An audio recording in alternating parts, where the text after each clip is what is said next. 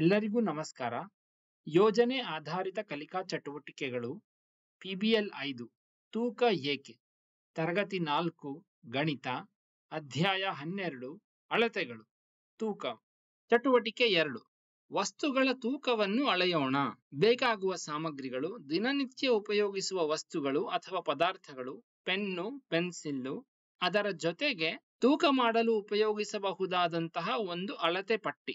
ಅಳತೆ ಪಟ್ಟಿ ಎಂದರೆ ವೇಯಿಂಗ್ ಮಷೀನ್. ಸಣ್ಣದಾದರೂ ತಗೊಳ್ಳಬಹುದು ಅಥವಾ ಒಂದು 8-10 kgಯನ್ನು ಉಪಯೋಗಿಸುವಂತಹ ವೇಯಿಂಗ್ ಮಷೀನ್ ಆದರೂ ತಗೊಳ್ಳಬಹುದು. ಚಟುವಟಿಕೆಯ ಸೂಚನೆಗಳು: ನೀವು ದಿನನಿತ್ಯ ಬಳಸುವ ಪದಾರ್ಥಗಳನ್ನು ಅಥವಾ ವಸ್ತುಗಳನ್ನು ಸಂಗ್ರಹಿಸಿ.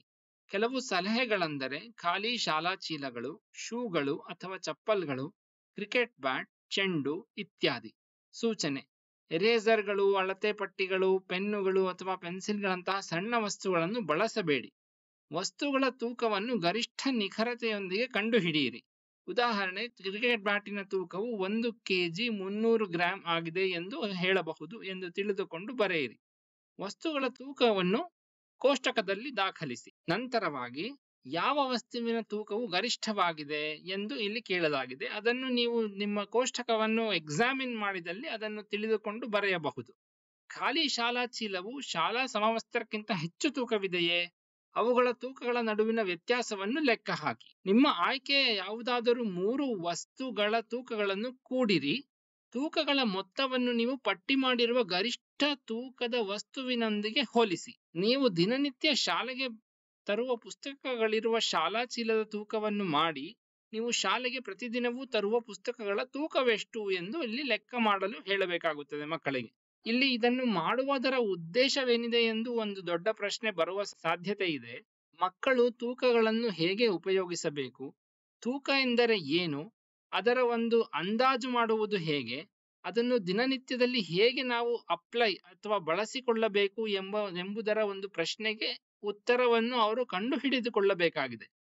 ಇದನ್ನು ನಾವು ಶಾಲಾ ಚಟುವಟಿಕೆಗಳಲ್ಲಿ ಮಾಡುವಂತಹ ರೆಗ್ಯುಲರ್ ಆಕ್ಟಿವಿಟೀಸ್ ಅಲ್ಲಿ ಹೇಳಲು ಸಾಧ್ಯವಾಗದೇ ಇರುವ ಕಾರಣವಾಗಿ ಈ ಒಂದು PBL ಅನ್ನು ಇಲ್ಲಿ ಈ ರೀತಿಯಾಗಿ ರಚನೆ ಮಾಡಲಾಗಿದೆ.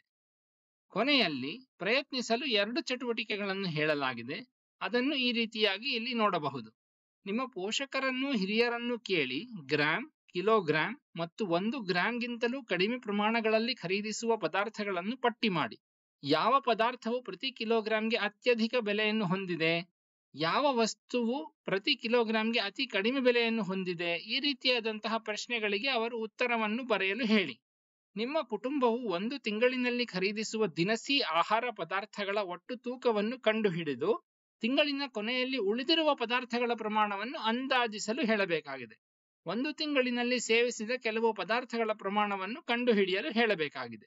ನಂತರದಲ್ಲಿ ಮಕ್ಕಳು ಸ್ವಮೌಲ್ಯಮಾಪನದ ಪ್ರಶ್ನೆಗಳೊಂದಷ್ಟಿವೆ, ಅದನ್ನು ಉತ್ತರಿಸಲು ಉತ್ತೇಜಿಸಿ. ಅದನ್ನು ತುಂಬಿಸಲು ಇಲ್ಲಿ OMR ಹಾಳೆಯನ್ನು ಕೊಡಲಾಗಿದೆ, ಅದನ್ನು ತುಂಬಿಸಲು ಅವರನ್ನು ಉತ್ತೇಜಿಸಿ.